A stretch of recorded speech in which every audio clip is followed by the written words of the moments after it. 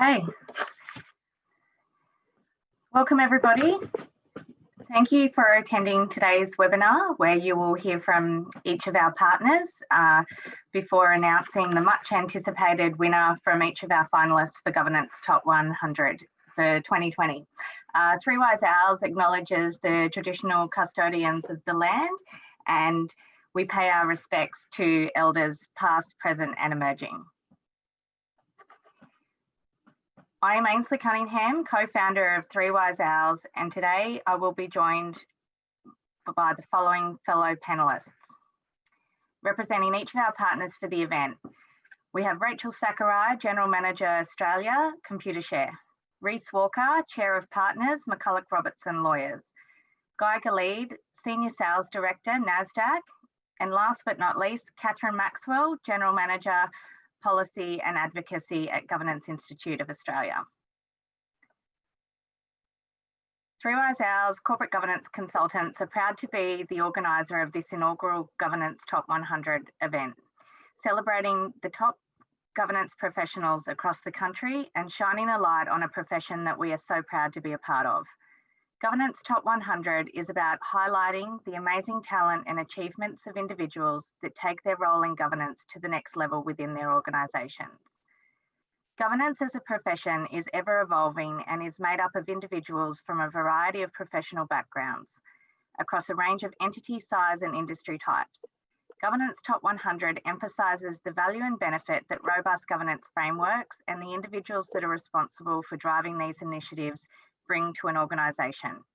This event would not be possible without the ongoing commitment and support of our partners, who are all champions of governance in their own right. We would like to thank each of our partners, Computershare, Governance Institute of Australia, Nasdaq Corporate Solutions, and McCullough Robertson Lawyers. And thank you to my fellow judges, Byron Loflin, Maxwell, Rachel Sakurai and Reece Walker. Thank you for your commitment to the rigorous judging process. The calibre of nominees made this a difficult task indeed, but you were all up for the challenge, so thank you. Thank you to each and every one of our amazing finalists for putting yourself forward as nominees or for being peer nominated. We appreciate that governance professionals are humble and can find it challenging to promote themselves. But each of you should be proud of the contribution that you have made and will continue to make to governance within your organisations, particularly over the last 12 months as we have all faced the additional challenges of a pandemic. We had a broad range of nominees, including company secretaries, general counsel, CFOs, risk officers, CTOs, directors and other C-suite executives. In ASX listed entities, not-for-profits, private and unlisted public across multiple industries, including councils or other governance professional ASX listed entities, agriculture, banking and financial services, government and private. So before I wrap up, a little bit about what's new for Three Wise Owls. Don't forget to check out our latest podcast episode on Wise Up Governance and Boards, which we hear from two talented insurance professionals from Marsh. Or any of our other episodes. Our podcast covers hot topics in governance, risk, latest regulatory changes and issues keeping directors and executives awake at night. If you would like to be a guest on the show or have a suggested topic, head over to www.threewiseowls.com.au and schedule a virtual coffee chat with myself or our co-founder, Deb Anderson. As governance professionals, you would all be aware that governance is an emerging and ever-changing framework to ensure the demands and needs of all stakeholders are met. There's no single definition of governance. It is a culmination of principles, policies, controls, accountability, and transparency, which is why we have developed an easy-to-understand graphic that's structured around three key pillars of strategy and leadership, operations, risk and compliance, and culture and people, to assist in the communication of governance at all levels of an organisation. You can also grab a copy of this off the website. I will now hand over to Rachel Sakurai from Computershare.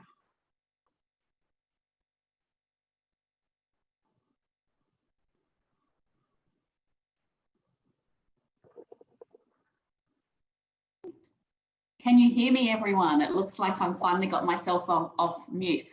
But good morning, everyone. And first of all, I apologise for the state of the backdrop. It's AGM season and we're in the thick of it at the moment. So I'm very excited to be delivering this from the warehouse of an unlisted client of ours, Illume, who are having their AGM today and using it as an official opening for their new facilities. So I'm out in Richlands and I'm in the office manager's office on the production floor. So it's lovely to be here today. First of all, a very special thank you to you, Ainslie, and also to Deb and 3 Wise Hours for giving Computershare the opportunity to be involved with such an exciting awards for 2020. And I appreciate with COVID, we've been seeing these awards take a slightly different format than we would have liked to have anticipated. So hopefully this time next year, we're all sitting around the lunch table and celebrating in person or doing something a little more fun than a webinar. But I think 3 Wise House has done a brilliant job navigating the new norms that the pandemic has placed on us. So it's been a real privilege to be part of the judging panel, and it's been quite rewarding to go through the nominations and reflect on the inspirational professionals our local market has access to and the commitment that all of you have towards first-class governance. And it hasn't been an easy process, so congratulations to you all for making it this far. I think it's fair to say that all businesses really do rely on people like you and people who will continue to put their corporate governance under the microscope, people that will continue to push boundaries and ask the difficult questions, and people that are committed to creating fostering a culture based on integrity, positive performance and sustainable business. So well done. We really need people like you across every sector and every industry. It's really rewarding to work for an organisation like Computershare as an ASX 50 listed entity with a global footprint. Good corporate governance really does underpin our direction and controls our business and behaviours with everything we do, and aligns very nicely to our long-term strategic direction. I think rather than talk to you all about Computershare today, because we're all here to find out who the winner is, I'll keep it really brief, but maybe if I can give you 4 tips, my hot tips when considering implementing good corporate governance within your workforce. And some of them are easier said than done. But the first one, and you hear a lot about this on 3 Wise Hours podcast, it's ensuring you have a balanced, competent and diverse board. Making sure when you set your KPIs they are geared towards long-term value creation, not just short-term. And that's something we think we all do, but I really ask you to challenge yourself and see how future-focused you've been.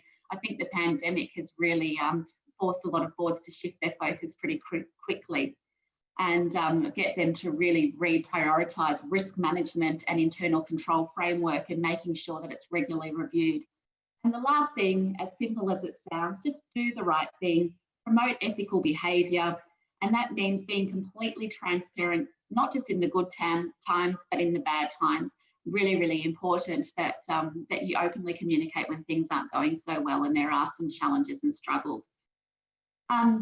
Obviously, I encourage you all to challenge yourself and make sure that you're actively partnering with providers that also share your commitment to governance. I wanted to congratulate each and every one of you for making the finals, and I look forward to connecting with each of you as and where possible. For those of you that are in Brisbane, reach out, let's do coffee. For those of you that aren't as fortunate as us in the sunny state and still has some travel restrictions in place, as soon as it's socially acceptable to do so, I'm really looking forward to connecting. But well done, and thank you for your time. It's been a pleasure to be part of it. Thank you, Rachel. And we'll now hand over to Reece Walker from McCullough Robertson Lawyers.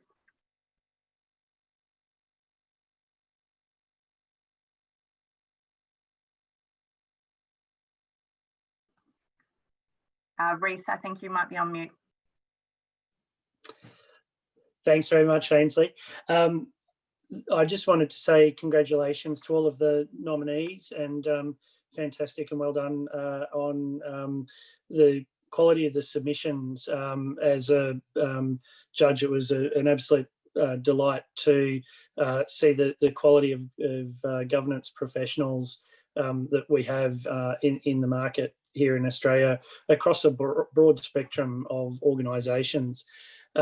Look, likewise, as with Rachel, you're not here this morning necessarily to hear about Michaela Robertson, but I think just in terms of the governance space, we're a firm that's been around since 1926, and I think you don't have that sort of longevity without having some embedded cultural values, which I think we like to bring to the fore, and I think they're very much aligned with a lot of the nominees and the fellow judges on this call. And I think Rachel just touched on an important point just then when she talked about the importance of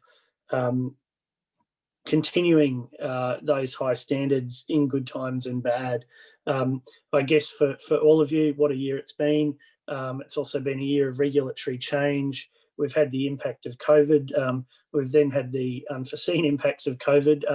So I think a lot of the nominees spoke in their submissions about their responses to COVID and how they'd help their boards and organisations navigate the challenges of COVID.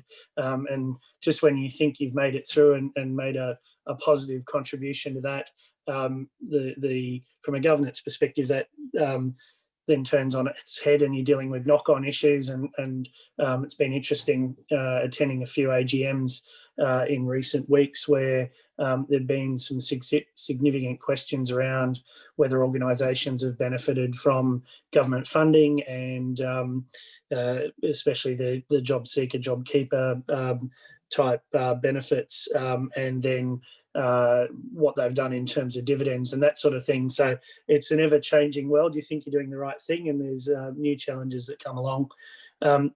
We've also obviously seen the significant impacts of the Royal Commission, and I think we're at a very interesting juncture in terms of governance with the intersection of politics, business and regulation, and probably the less said about the first of those, the better.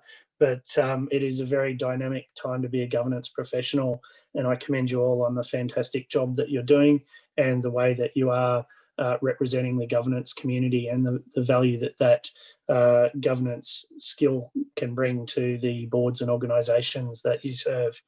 So thank you, Ainslie. Thank you, Reece. And we'll now hand over to Guy Gilead from Nasdaq Governance Solutions. Thanks very much, Ainslie, and a pleasure to be here, and congratulations to all the finalists through this initiative. Nasdaq is very proud to be a partner and be a sponsor of this initiative, and we've thoroughly enjoyed the process. Our judging panelist was Byron Loflin. So Byron actually runs our board engagement business and oversees board advisory services around the world, and was really enjoyed taking part of it. And we really want to make sure that we're here to contribute and assist to governance professionals all across the country and across the world. I hope that everybody has managed well on a personal level through COVID, and really governance has never been more critical and more paramount with more emerging challenges and evolving landscapes. It's really down to governance to make sure that all things remain as they should, and frameworks are supporting our organisations around the country. So I'm going to mention a quick couple of things around Nasdaq and some of the areas in which Nasdaq can assist from a governance perspective. A lot of people aren't aware of our presence within the Australian market. So we support 47% of the ASX 200, and really across both governance and investor relations services, have a number of different tools which aim to assist and serve. And so it's ranging from things like our secure board portal, Board Vantage, through to board assessments, so assisting with annual reviews and evaluations in line with ASX Governance Principle 1.6, and all the way through to understanding your share registry and key holders of your stock, etc., all the way through to our emerging ESG business as well. So we have a range of unique data and capability in the ESG reporting space that I'd be more than happy to share and discuss with anyone on the call today. And so please do feel free to connect with me on LinkedIn or reach out directly or via Ainslie and the Three Wise Owls team. But we really, again, want to congratulate the finalists and excited to hear the winner, and really just want to give a vote of thanks to everybody. So thank you so much for having us a part of the procedures. Thank you, Guy, and thanks to Nasdaq. And we'll now hand over to Catherine Maxwell from the Governance Institute. Hi, good morning. Thank you very much. And look, I'd echo the congratulations to all the people who nominated or were nominated for the awards. And when I've sort of judged a few sets of awards over the years. And what I liked about this group of nominees was that it was clear that people were not being nominated by the marketing department.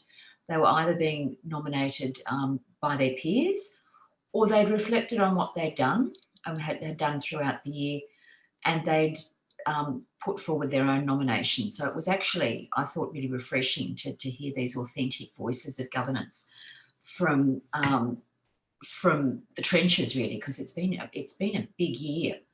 And for example, a lot of people have had to rely on electronic board portals this year.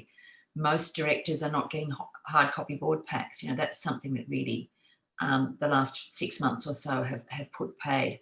I've spent a lot of time talking to Computershare and to other registries just about what's been happening in relation to holding AGMs and what the sort of tech is available. I would have spent months talking to Treasury and ASIC and lots of other market stakeholders about what's going to be the best way forward in terms of holding AGMs. So it's been actually a period where a lot of the stakeholders have been working very collaboratively, and that's actually been a great thing to see. So I hope that we can that's one thing we can take forward. So in terms of Governance Institute, well, who are we? We're one of the sponsors. We were originally, we're a bit over 100 years old. We're a national membership association, and we advocate for 40,000 governance and risk professionals from the listed, unlisted and not-for-profit sector. And that was actually another really nice thing to see with these awards, that we had such a range of people involved in governance. We're the only Australian provider of chartered governance accreditation, and we will offer a range of short courses, certificates and postgraduate study. The other thing that we do is that we advocate on behalf of our members. So I'm head of policy. I spend a lot of time talking to government, talking to regulators, talking to other companies and other stakeholder groups about how we think things should be done and how things should be done better. And that's really in pursuit of our mission to drive better governance in all organisations, which ultimately creates a better society and a stronger society. And what I thought I'd do is just talk a little bit about something that we did this year. The last couple of years, we've done a joint project with the Australian Institute of Company Directors. So they're a body that advocates on behalf of the director community. And this year, we wanted to do something quite practical. So what we did was and we put it out about, I think it's about 6 to 8 weeks ago, a document called Governing Through a Crisis. But it's been clear that this year and what's been taking place has had an enormous impact. We did a risk management survey that was out in the market in April this year. And at that stage, I think things really started to kind of shut down mid-March. The enormity of COVID-19 had only just been realised. And I think one of the things that the results of the risk management survey showed us, that there were quite big gaps in the crisis management and business continuity capabilities of not only of businesses, but also of governments. And that was reflected in the survey's findings, that only 39% of respondents ran risk scenarios and risk events to test how the organisation and its people will respond, and only 11% do those scenario analyses and events regularly.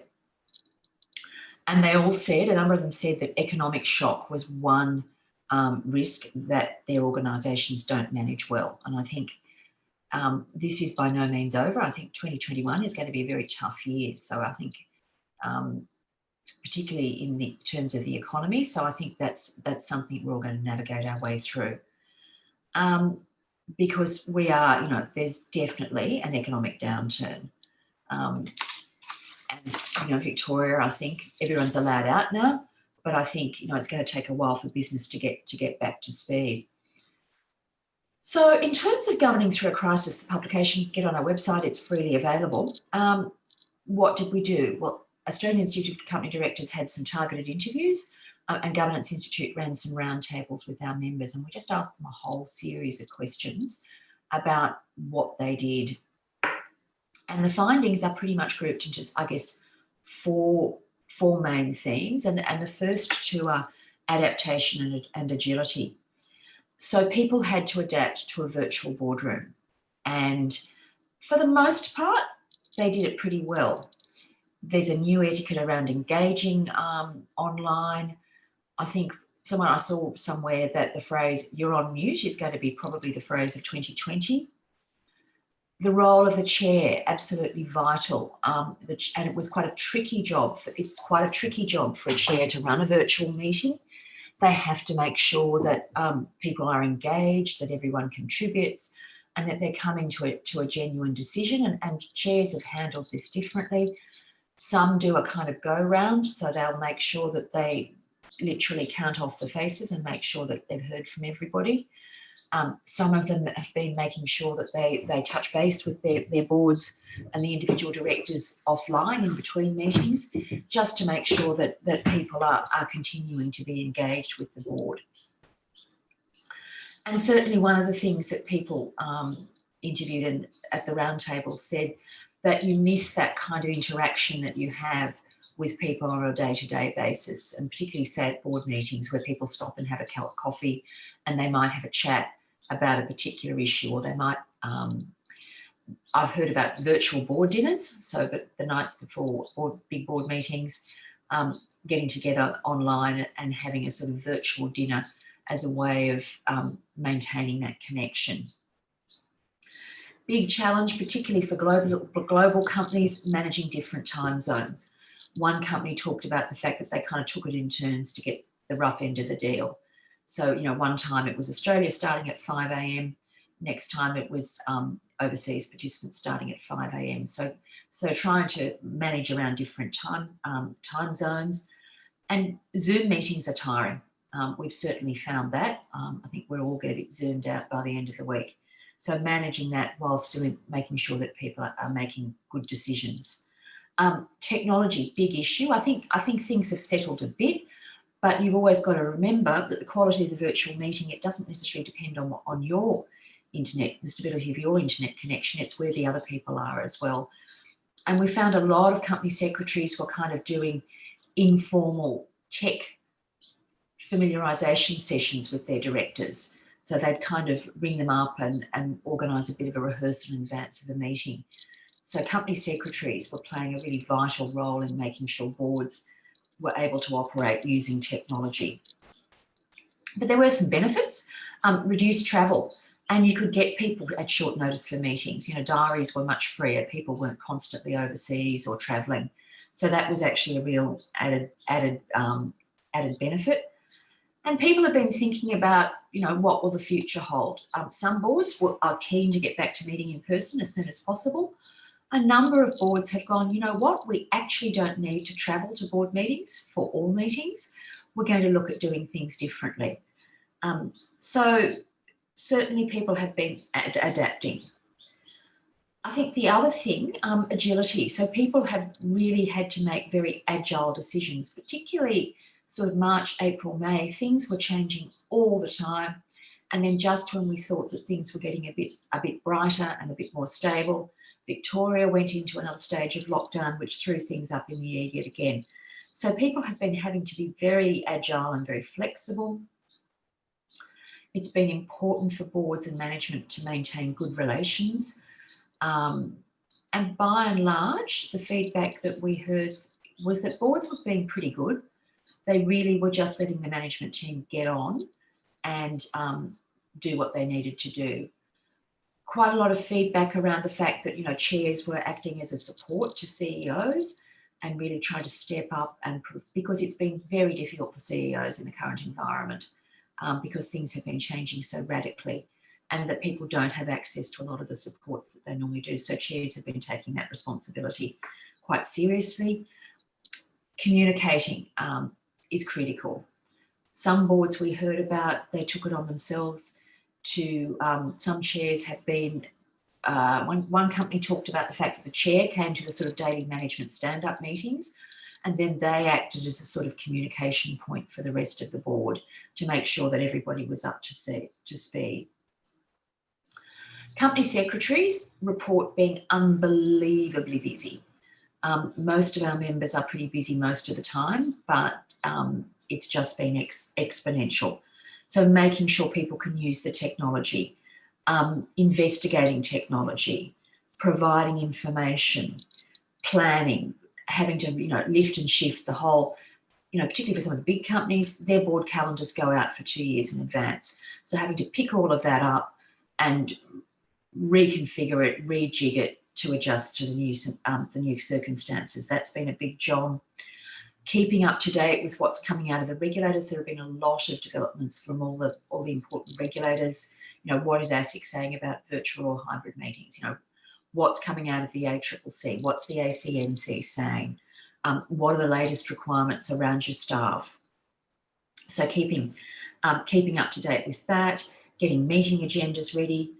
There have been new challenges with board papers, particularly right in the thick of it. You might have your board papers ready the usual week before and distribute them, but by the time of the board meeting, a lot of the data was out of date. So quite often what companies were doing was presenting papers as usual, but then having an update at the meeting on the day. Minutes. A lot of our members, when we said what's one of the big challenges of COVID-19, they said the sheer number of minutes. There have been lots of extra meetings, so which means lots of minutes. So that's keeping that going has also been really important. A couple of other themes were structures and engagement. So I think one of the findings was that the right scaffolding is absolutely critical. You've got to have crisis management and business continuity plans in place. Risk management is really important.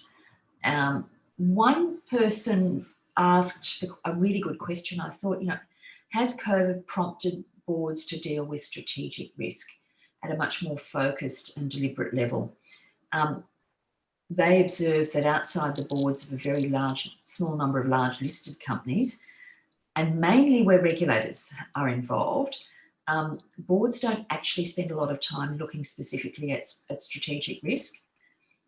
And even when they are developing their strategy, at the annual strategy session, they often fail to address strategic risk identification and analysis. So, while they do a SWOT, it's usually done by management, and that's not really the same as running a deliberate strategic risk meeting to then feed into their subsequent strategic planning session. So that I thought was a very interesting comment, and it certainly resonated with me. I thought, yeah, that's probably something that people will need to take out of this. Work health and safety, there's been a huge focus on that. It's not just people on sites. You've also, most people who work in offices, and that includes me, are kind of covered. People don't think a lot about work health. There are work health and safety requirements, but all of a sudden, the work health and safety requirements in relation to your entire staff became really important. So that's been another issue. Engaging with stakeholders, that's been another theme that emerged from the research that we did. Some companies found that actually a virtual environment gave them opportunities that they hadn't thought about or taken advantage of previously. In the report, I think it's the AIDS Council, one of the people interviewed talked about the fact that they ran a stakeholder engagement session on Zoom, and they were actually able to reach out to a whole lot of people that they don't normally connect with, and they thought that was, they said that was a real positive coming out of having to do things online. people have been looking at new ways to engage with their staff. There are all sorts of, I know personally, who'd have thought you could do exercise sessions with other people on Zoom? I did, and you can. And it's actually fine. I think people have become very good at finding new ways to engage. Investors, particularly for big listed companies, you've got your road shows all planned out, and you take your board chairman and some of your board all around the country, and you talk to all of your investors. Well, road shows have not been possible this year. So looking at new ways to do your investor relations, and then also, looking at different things in terms of engaging with some of your overseas investors. So they're just some of the things that came out of that research. And if you've got time, because there's so much to read at the moment, I encourage you to have a look at that document, because there might be some things that you can think about and to take forward in terms of your own governance practice. But I'm conscious, as is my wont, I've talked for quite a long time. So the prize is a pretty good one, or at least I'm from Governance Institute, and I think it's a pretty good prize. The prize for today's winner is a ticket to our annual conference, which for the very first time is going online. So it's going to be in early December. And I think, Deb, you're going to have a little bit of a video that we can play to show people. And then I'm going to announce the winner. Yes, Deb's going to put it on now.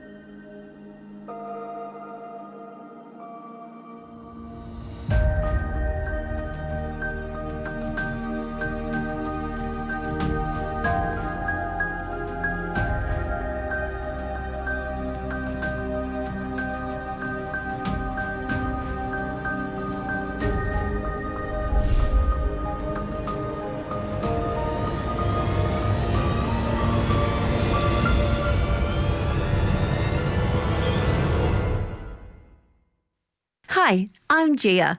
Nice to meet you. Governance Institute's National Conference is back for 2020. And guess what? It's bigger and better than before in our first ever virtual conference. It's very exciting. We'll be beaming a global all-star cast of governance and risk management leaders directly to your screen. We've built the national conference around the themes of leadership, trust and foresight, as boards and management must lead their organisations through historic and socio-economic change. You'll discover how to navigate these uncertain times with a clear vision, deep trust and an adaptive strategy. Here's what you can expect at the 2020 Governance Institute National Conference. You can watch up to 18 sessions live and on demand, and hear from over 45 speakers from Australia and around the world, including Michael Chaney, AO, Chairman of Wesfarmers, Professor Nairi Woods, Dean of Blavatnik School of Government, University of Oxford, Dr. Klaus Musmeyer, Member of Executive Committee and Chief Ethics, Risk and Compliance Officer at Novartis AG from Switzerland, Diane Smith-Gander, AO, Chairman for the Committee for Economic Development Australia, and Philip Christian Dijkener, a trust futurist from Singapore.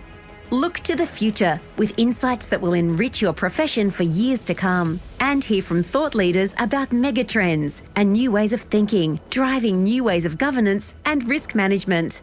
Connect the big ideas to the mechanisms that create and deliver sound governance, intelligent risk management, and visionary leadership. We'll be enhancing your virtual networking opportunities too, so you can interact with more people in meaningful ways. We promise lots of fun activities such as social networking, virtual drinks, a live streamed band, bit of magic, and so much more. Join your fellow community for the biggest event of the year for company secretaries and in-house counsel, directors of the board, C-suite executives, senior management, and governance and risk management professionals. Get future-focused insights that will support you and blow your mind. We'll be live and on demand afterwards. Catch you virtually on the 7th and 8th of December. To view the full lineup and register, Visit governanceconference.com.au.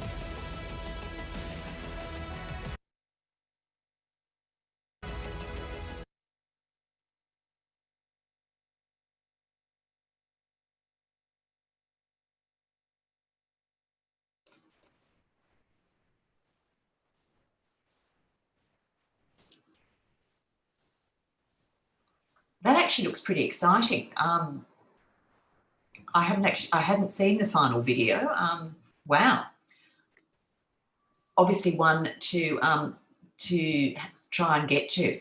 Okay, and I think it's my turn. It's my turn, and I think I get to say, and the winner is Fran Finucan, Company Secretary of Collins Foods Limited. So Fran, congratulations. The judges were really struck by your entry and just the depth of thought and all the work that you have done. And so you're a very worthy winner. Congratulations. And I hope to actually connect with you at the conference in December. Well done, Fran, and congratulations to all the other finalists. But fantastic result. Well done, Fran. Yes, likewise. Thank you very much, everyone, and congratulations on Fran on your win. And thank you, everyone, for attending the webinar. And for those finalists who've joined us today, congratulations also to all of you. We look forward to seeing you all back again for Governance Top 100 in 2021. Thank you. Thank you. Thank you all.